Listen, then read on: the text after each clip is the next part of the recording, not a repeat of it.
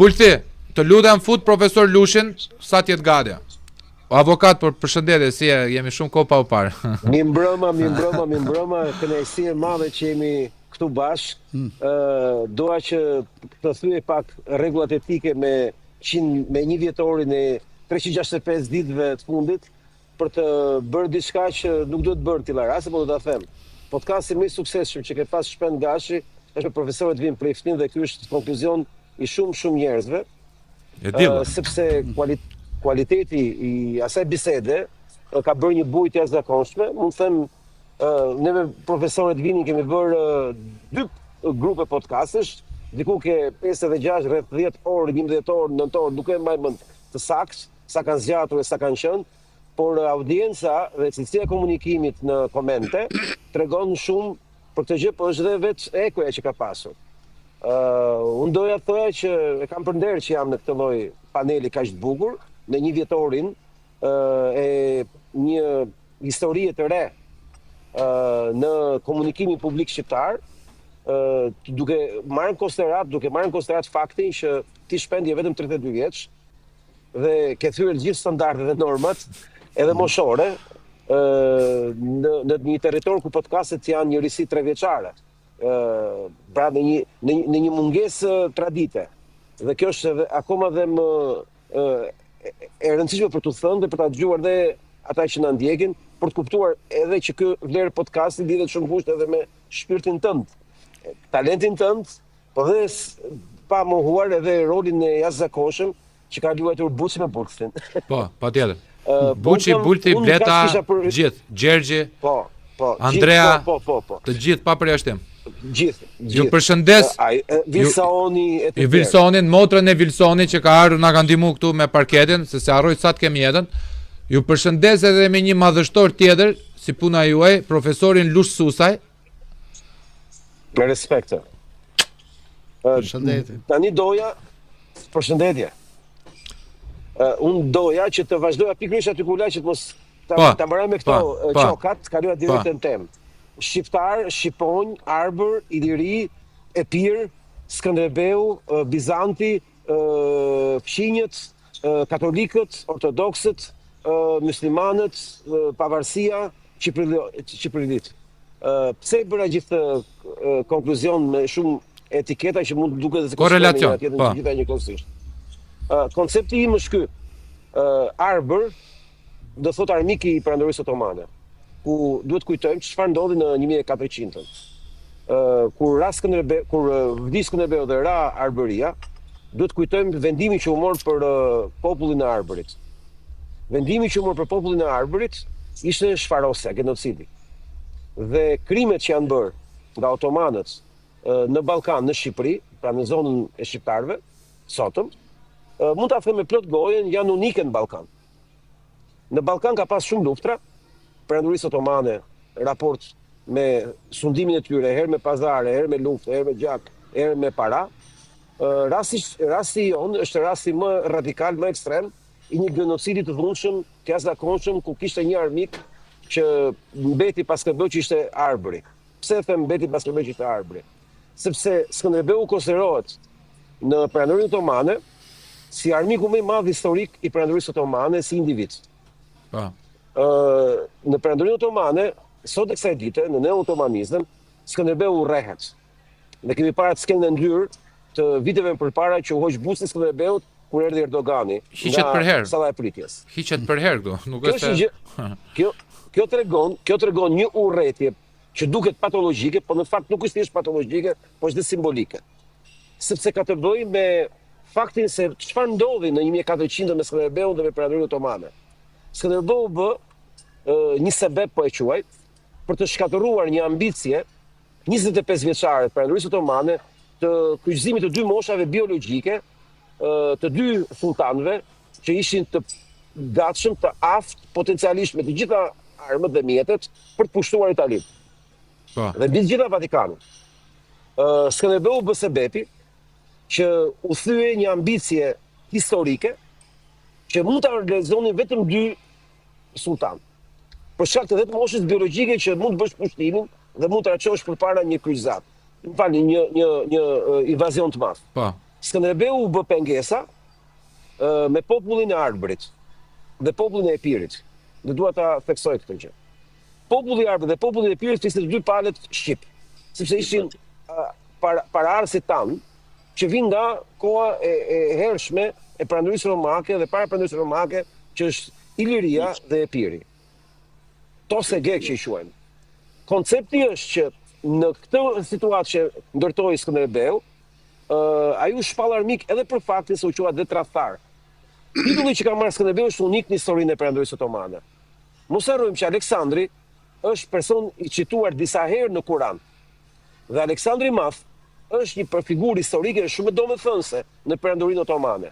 Dhe dhënia e titullit Skënderbek, pra Aleksandri i Madh, pra nga Arbëria, pra nga zona e Ballkanit, ku është vetë origjina e Aleksandrit të Madh, që është që grekët e quajnë të Tyrin, por që faktikisht Maqedonia nuk është greke, si fis, si histori etj, por u helenizua në kulturën e saj dhe u përdor kulturën e saj pikërisht nga perandoria maqedonse që u krijua dhe u përhap nga India në lindjen e mesme në Afrikën Veriore. Koncepti qëndron që Skënderbeu është konsideruar personi më i rrezikshëm dhe më i fuqishëm në atë kohë, në atë çast historik, duke kujtuar historisë si Hunyadi u nis për të bërë kryqëzatën për të rimarrë Stambollin apo siç e ka emrin origjinës Konstantinopojën, nëpërmjet Skënderbeut. Nëpërmjet Skënderbeut. Çdo thot nëpërmjet Skënderbeut. Hunyadi nuk mund ta merrte pa figurën dhe pa fuqinë e Skënderbeut, se ishte i vetmi kalorës i krishterë në botën europiane që kishte fuqi dhe aftësitë për të luftuar otomanët për shkak të shkollimit, formimit, kulturës, aftësisë së tij ushtarake otomane dhe kjo jepte një avantazh taktik, strategjik që asnjë prijes, mbretës, kalorës europian nuk mund ta kishte.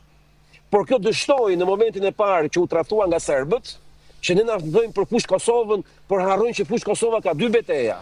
Një humbjen e parë të serbëve dhe tradhtinë e madhe të serbëve, kur Hunyadi u pre në besë ka serbët, kur erdhi me gjithë kalorësinë e tij europiane, të financuar nga Europa dhe Vatikani për të bashkuar me Skënderbeu në Iliri dhe për të nisur drejt Konstantinopojës.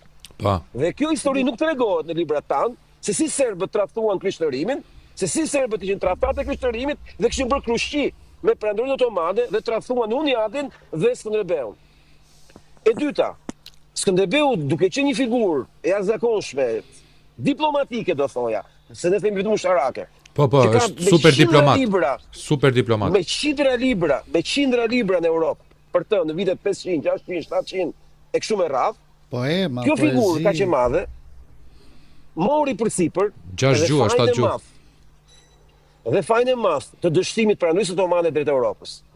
Dhe shqiptarët u mallkuan nga perandoria otomane në jetë të jetëve, pra jo shqiptarët, po Arbërit dhe Epirotët, për shkak të Skënderbeut, dhe të ishe Arbër do thotë që të ishte dënuar me vdekje.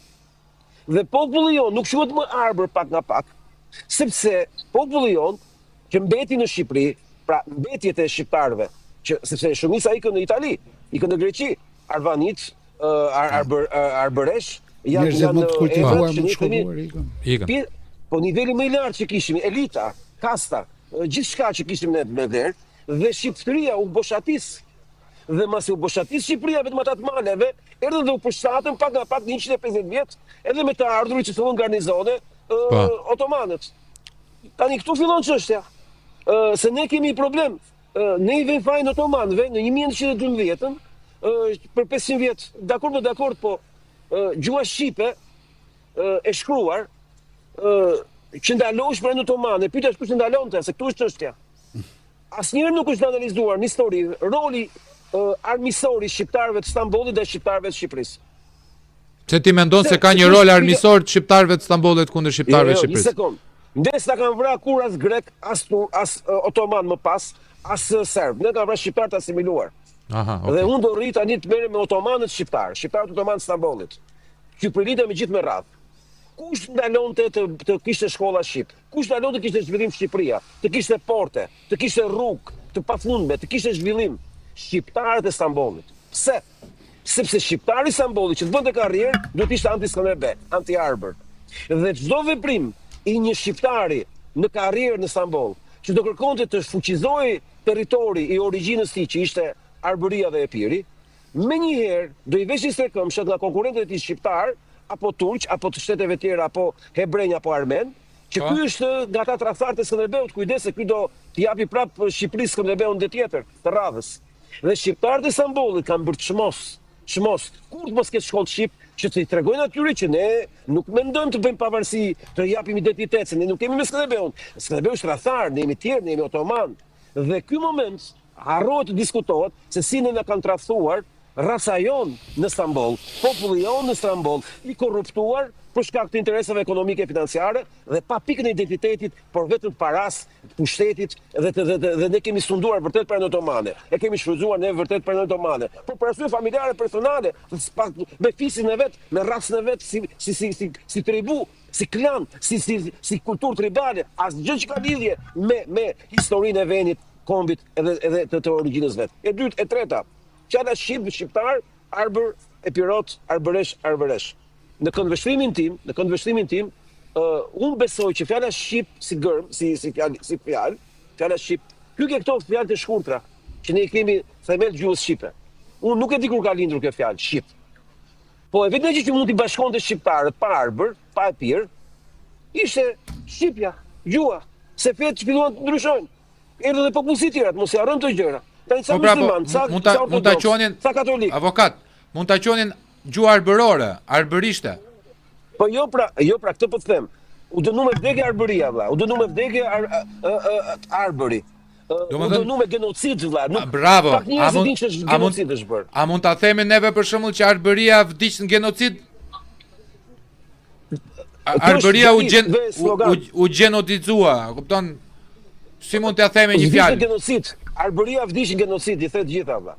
Koncepti qëndron që Shqipja ishte vetëm ajo që na bashkonte ne tashmë, të shpërndar në fetë ndryshme, në forma dyta. Por unë do të kujtoj një gjë.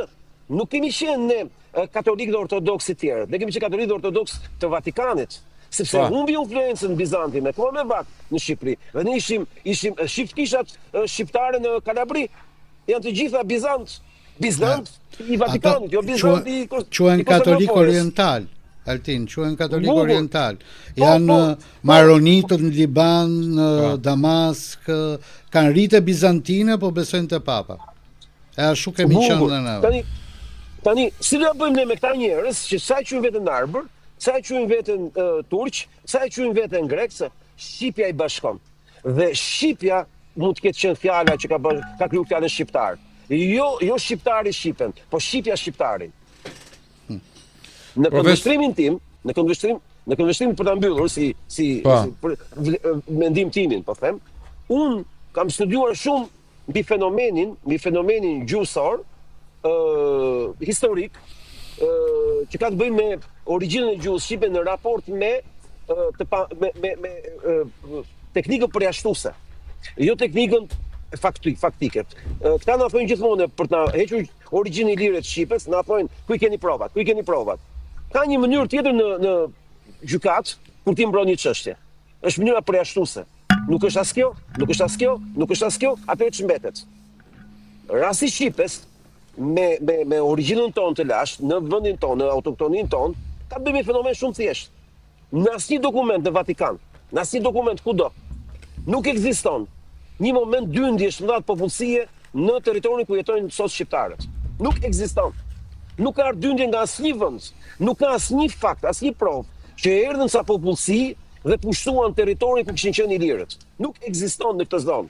Ekziston matan maleve, serbët, e kështu me radhë, bullgarët e kështu me radhë. Jo ilirët e zonës ku sot ndodhen shqiptarët. Nuk ka dyndje, nuk ekziston. E dyta, pyetja është, ore, kush e mësoi shqipen këtyre njerëzve që ishin ilirë? Më fal, që ishin të ardhur. Nga e sollën, si e sollën, ku vajtën ata ilirët që ishin? Është një mënyrë shumë e thjeshtë, shkolla s'ka pas. Shqipja është folë në çdo guf, është folë në çdo grup mali, në zonat krejtësisht tyre që është pamundur të kishte edhe infrastrukturë. Shqip është folë edhe në jug edhe në veri, edhe në lindje dhe perëndim. Tani gjithë vende është folë me shqipe me dialekte të pafundme dhe është gjithë ajo zonë e madhe në Ballkan me të folur në shqip. Kush ja mësoi shqipen këtyre? Orë më saktë, 2 ditë s'ka pas, pra kanë qenë ata që kanë qenë. Po Shqipja nga doli, po origjinën e kam nga Ilirishtja, se s'kan nga taket. Dhe logjika që ndron, që gjuha shqipe është konsideruar armiku më i madh i armiqve tan, sepse kjo na shpëtoi në shekulin 19 dhe ata nuk doin që ta shpëtojnë në shekulin 19. Dhe në shekulin 19 kur kthye Shqipja me shqiptarin, me Skënderbeun, nga ririnja sponsorizuar nga Perëndimi, që është këtë rast Austro-Hungaria ajo që ka bërë. Logjika është shumë e thjeshtë, me para, i kam mësuar shqiptarëve me lek, nuk je turk, je shqiptar. Po ja thosha që parë doktorit. Nuk je latinë shqiptar. Bukur. Dhe në këtë logjikë ne duhet të kuptojmë që në 1112, shpallja pavarësisë tregoi që ne megjithëse u masakruam një jetë të tërë, megjithëse u shitëm nga vetvetja një jetë të tërë, ekzistoi një elitë, një kastë, pavarësisht historive tyre personale nuk ka asnjë rëndësi, që ishte në gjendje të bashkoheshin për të shpëtuar Shqipërinë. Pyetja që un kam ndaj ftuarëve dhe ndaj çdo që na dëgjon.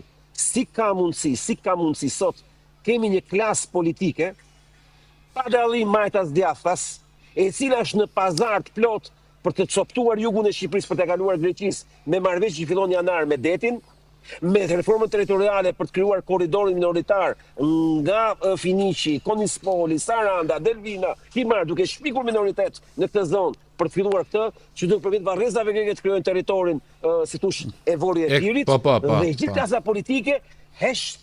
Mendoj ne kemi pas 112 njerëz që u bën bashk, vetëm Axhi Xhamili kishim kundër. Tani mendoni ku jemi. Ne që jemi me ata të 2012 se jemi këtu në podcast, dhe Axhi Xhamilit janë në pushtet, janë në opozitë, janë në politikë, janë në media, janë në televizion, janë kudo dhe ata sundojnë sot Shqipërinë si kas. Pra ne sundohemi sot nga Axhi Xhamilizmi, sepse nuk ka rëndësi je në Stamboll apo je në Athinë, apo je në Tel Aviv. E rëndësishme është që është i njëjti projekt, ka ndryshuar të pronari. Dum babën.